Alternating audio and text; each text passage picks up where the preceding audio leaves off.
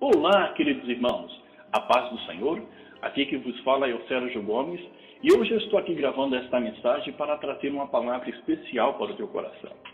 O tema que eu quero trazer hoje é falando sobre a batalha espiritual, fé e salvação, que tem como base bíblica na carta de Tiago, capítulo 1, versículo 2 ao 8, que está escrito desta maneira: Meus irmãos, sintam-se felizes quando vocês passarem por todo tipo de aflições, pois vocês sabem que quando a sua fé vence essas provações, ela produz perseverança. E que essa perseverança seja perfeita a fim de que vocês sejam maduros e corretos, não falhando em nada. Mas se alguém tem falta de sabedoria, peça a Deus, e Ele a dará, porque é generoso e dá com bondade a todos. Porém, peçam com fé e não duvide de modo nenhum, pois quem duvida é como as ondas do mar, que o vento leva de um lado para o outro. Quem é assim, não pense que vai receber alguma coisa do Senhor, pois não tem firmeza e nunca sabe o que deve fazer. Essa leitura que eu fiz aqui, irmãos, em algumas Bíblias vai estar diferente a tradução, porque eu estou lendo na nova versão da linguagem de hoje. Mas para que a gente tenha uma boa compreensão, essa é uma boa opção, né? Para quem quer ter uma boa compreensão, ler os textos também da Bíblia na nova tradução da linguagem de hoje. E ao longo da nossa caminhada cristã, irmãos, todos os dias passamos por algum tipo de aflição. Seja ela, né, qual for, tentação, perseguição, calúnia, todos os dias a gente passa por uma aflição na vida. Em João, capítulo 16, versículo 33, o próprio Senhor Jesus falou: E no mundo tereis aflições, mas tende bom ânimo, eu venci o mundo. Glória a Deus, né, por isso, irmãos. Se o Senhor Jesus venceu, nós também podemos vencer pela sua graça, pela sua misericórdia, né? E muitos acham que ao aceitar o Senhor Jesus como único e suficiente Salvador, eles pensam, irmão, que nunca vai passar por algum tipo de aflição. Tem gente que pensa assim. Mas nós que somos cristãos maduros sabemos que não é assim, irmãos. Há quem diga que agora eu aceitei Jesus, agora eu vou arrumar minha rede, né? Vou me deitar, tomar um copinho de suco, sombra, água fresca, e ali eu só vou esperar as coisas caírem do céu. Mas não é assim, irmão. Agora eu não vou ficar tranquilo, não vai ter batalha nem nada. Mas, irmãos, não é assim. A nossa vida diariamente, principalmente quem prega a palavra de Deus, o Evangelho, se os apóstolos, irmãos, e os profetas passaram por perseguições no passado, quem somos nós hoje? A palavra de Deus não muda, irmãos. É a mesma. O Senhor Jesus deixou bem claro: no mundo tereis aflições, mas calma, tem de bom ânimo. Eu venci o mundo. Aleluia. Glória a Deus. Existe, irmãos, uma batalha espiritual dentro de nós. A carne luta contra o espírito e o espírito contra a carne. E para ilustrar melhor o que eu estou falando aqui, vamos ler no livro de Gálatas. Gálatas, capítulo 5, versículos 16 e 17.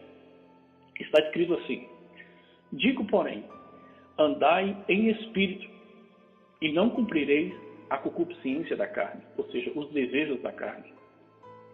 Porque a carne cobiça contra o espírito, e o espírito contra a carne. Estes opõem-se um ao outro, para que não façais o que quereis. Veja que coisa séria, irmãos. Realmente dentro de nós existe essa batalha espiritual. A carne contra o espírito.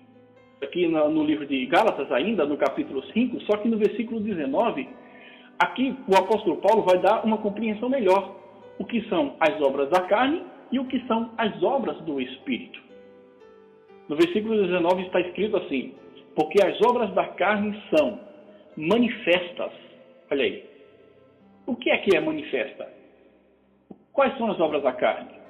A prostituição, a impureza, a lascívia, a idolatria, a feitiçarias, inimizades, porfias, emulações, iras, pelejas, dissensões, heresias, invejas, homicídios, bebedices, glutonarias e coisas semelhantes a estas, acerca das quais vos declaro, como já antes vos disse, que os que cometem tais coisas não herdarão o reino de Deus. Agora preste atenção agora nos frutos do Espírito. Mas os frutos do Espírito é caridade, gozo, paz, longanimidade, benignidade, bondade, fé, mansidão e temperança. Contra essas coisas não há lei. E os que são de Cristo crucificaram a carne com suas paixões e suas concupiscências. Ou seja, houve renúncia. Se vivemos no Espírito, andemos também no Espírito. Viu aí? O apóstolo Paulo deixou bem claro o que são as obras do Espírito e as obras da carne. O que está acontecendo hoje em dia, irmãos, é realmente um esfriamento espiritual. As igrejas hoje, às vezes, não estão dando conta de tanta coisa ruim que está acontecendo neste mundo. E aqueles que são escolhidos de Deus para pregar o Evangelho de Deus, às vezes, irmãos, deixa a desejar. Uns agarram firme o Evangelho de Deus e começam a propagar a mensagem da cruz, e muitos serão levados a Cristo, alcançando assim a sua salvação. Mas muitos, irmãos, estão perdidos aí fora. Às vezes pulando até de igreja em igreja, porque não me agradei daquela igreja. Aquela igreja ali fala mal. Aquela igreja ali não sei o que lá.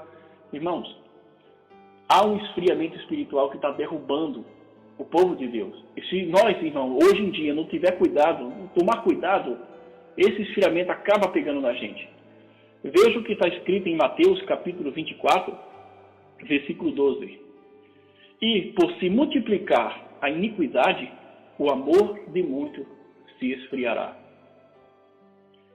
Eu não sei se você já consegue ver, mas eu já consigo ver. Todos os dias, irmão, vemos por aí afora um aumento incrível de imoralidade sexual no mundo. Também a gente vê o desrespeito e a rebeldia contra Deus. E se observarmos ainda mais amplamente, veremos também, irmão, o abandono dos princípios morais estabelecidos por Deus. E tudo isso está se caracterizando, irmãos, os finais dos tempos nos quais já estamos vivendo nos dias de hoje. Você pode ver a perversão sexual, a fornicação, o adultério, a pornografia, as drogas, as músicas ímpias e as diversões sexuais estão cada vez mais se alastrando pelo mundo. Aí você me pergunta, o que devemos fazer para escapar destas coisas perversas? Irmão, a primeira opção aqui é aceitar o Senhor Jesus como seu único e suficiente Salvador para a sua salvação, perdão de pecados, remissão. Eu falo opção porque realmente é uma opção. Quando o Senhor Deus fez toda a criação, os seres celestiais, Ele criou o ser humano com livre-arbítrio, ou seja, o poder de escolha. E é uma opção hoje em dia. Você pode sim aceitar o Senhor Jesus. Você pode optar a aceitar o Senhor Jesus e sair da desgraça do pecado. Começar a viver uma nova vida com Cristo. Então, a primeira opção aqui, irmão, é aceitar o Senhor Jesus como seu único e suficiente Salvador. Está escrito, João capítulo 15, versículo 5, para você ver o quão é importante entregar a sua vida ao Senhor. João capítulo 15, versículo 5 diz, eu sou a videira, vós as varas. Quem está em mim e eu nele, este dá muito fruto, porque sem mim nada podereis fazer. Veja que declaração que Jesus falou. Realmente, sem o Senhor Jesus nas nossas vidas, irmãos, e sem o Espírito Santo, nós não somos nada. Temos que ter, irmão, total dependência deles. A segunda opção que eu falo também, eu falo opção porque você tem direito de escolha. Fuja de toda a aparência do mal. Está registrado em 1 Tessalonicenses capítulo 5, 22. Abstende-vos de toda a aparência do mal. Ou seja, afaste-se de toda a aparência do mal. Um exemplo disso está registrado em Mateus capítulo 5, versículo 29, que está dizendo assim: portanto, se o teu olho direito faz com que você peque, arranque-o e jogue-o fora, pois é melhor perder uma parte do seu corpo do que todo o corpo inteiro ser atirado no inferno. Veja que declaração. Aqui, irmão, o Senhor Jesus está dizendo isso, não é para a gente literalmente arrancar o nosso olho, porque a gente fez com que o olho pecasse, ou olhasse para uma coisa e desejasse, ou, né, pecasse com os olhos. Arrancar literalmente, não é arrancar os olhos, mas arrancar aquilo, irmãos, que faz você pecar. Por exemplo, eu vou dar um exemplo aqui, a internet. Tem gente que não pode viver sem internet. Mas é toda hora grudar na internet. Se aquilo te faz pecar, tira você da comunhão com Cristo, de ler a Bíblia, de fazer uma consagração. Está fazendo você pecar. Então, seja moderado. Não é tirar totalmente, mas seja moderado. Tem tempo para todas as coisas. Então, tem tempo para você estudar a Bíblia, tempo para você acessar a internet. Então, se é aquilo que está fazendo você pecar, então afaste-se. Ou então, coloque regras ou alguma coisa assim. Mas tem casos, irmãos, tão sérios. Tipo, né, a internet, ela serve para coisas boas e também serve para as coisas ruins. Tem gente que é viciado, né, em todo tipo de vício, pornografia, por exemplo, e tantas outras coisas. Então, se aquilo te faz você pecar e faz você sair da presença de Deus, então arranque aquilo e jogue fora, né? Então é isso. E a segunda opção aqui, irmão, que eu falo também, é sobre renúncia. Renuncie o pecado. Renunciar o pecado, irmão, é a coisa mais difícil a se fazer na vida de um cristão. Por quê? O crente que está disposto a renunciar o pecado em sua vida, ele tem que viver uma vida cristã rígida e disciplinada. Se não houver disciplina, irmãos, um estudo, né, bíblico, oração, jejum, consagração, ele nunca vai largar o pecado na vida dele. Está escrito, João capítulo 8, versículo 32, e conhecereis a verdade, e a verdade vos libertará. Aí eu falo para você, no meio dessa caminhada, irmãos, não é fácil. Vai aparecer dificuldades. Ainda que você se empenhe em se consagrar, jejuar, ler a Bíblia todos os dias para se libertar do pecado, vai haver dificuldades, sim. Não é fácil. Mas, lá no início eu falei, né, que na carta de Tiago que eu falei, que essa perseverança, no versículo 4, Tiago capítulo 1, versículo 4, que essa perseverança seja perfeita, a fim de que vocês sejam maduros e corretos, não falhando em nada. Entendeu, irmãos? Então, vai existir obstáculos no caminho? Vai. Então, lá em Tito, capítulo 2, versículo 11, deixa eu só pegar aqui para ler aqui, só um momento. Está escrito assim, irmãos. Tito, capítulo 2, versículo 11 e 12. Está dizendo aqui, ó. Porque a graça de Deus se há manifestado trazendo salvação a todos os homens, ensinando-nos que, renunciando à impiedade, renunciando o pecado.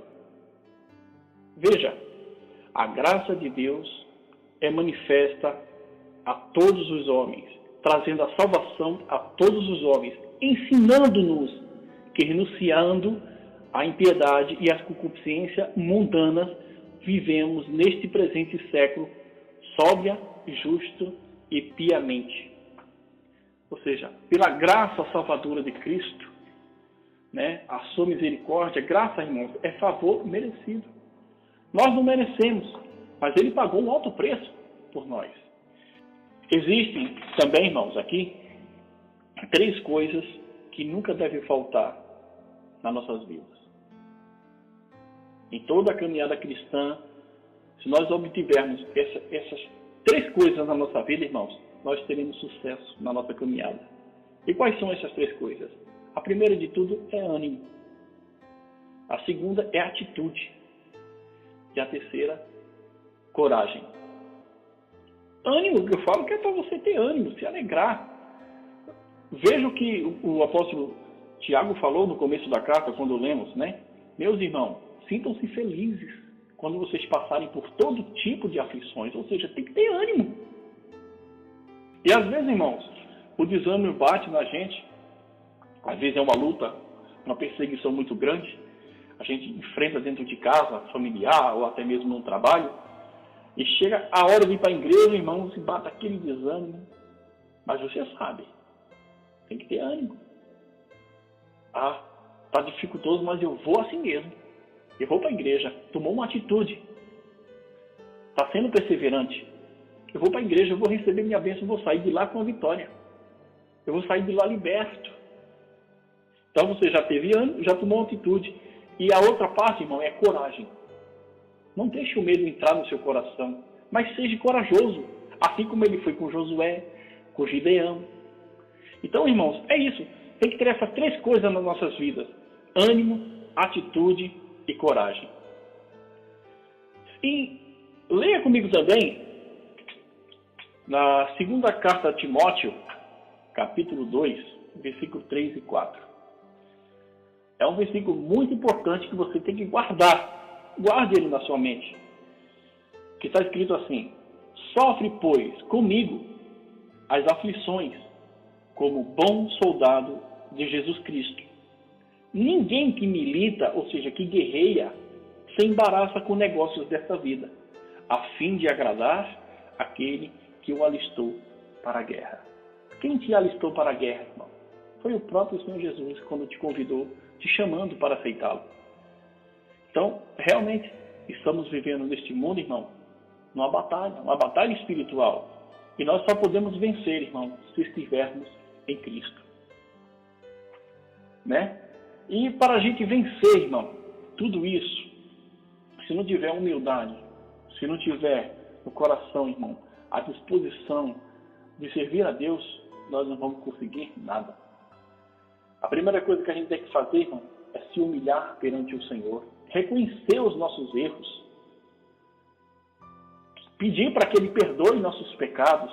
Somos falhos, irmãos. Somos seres humanos, somos falhos. Né? O apóstolo Paulo falou assim, que não era para a gente estar aqui hoje, irmão. A graça merecedora de Cristo foi que nos comprou. Né? Todos estavam destituídos da glória de Deus. Mas pela graça de Deus, pela sua misericórdia, nos comprou por alto preço. Então, irmãos, eu quero que vocês abram comigo as suas Bíblias no livro de 2 Crônicas, capítulo 7, versículo 14, está escrito desta maneira: e se o meu povo, que se chama pelo meu nome, se humilhar e orar e buscar a minha face e se converter dos seus maus caminhos, então eu o ouvirei dos céus e perdoarei seus pecados e sararei a sua terra. Olha que coisa bonita, irmãos. É lindo demais esse versículo.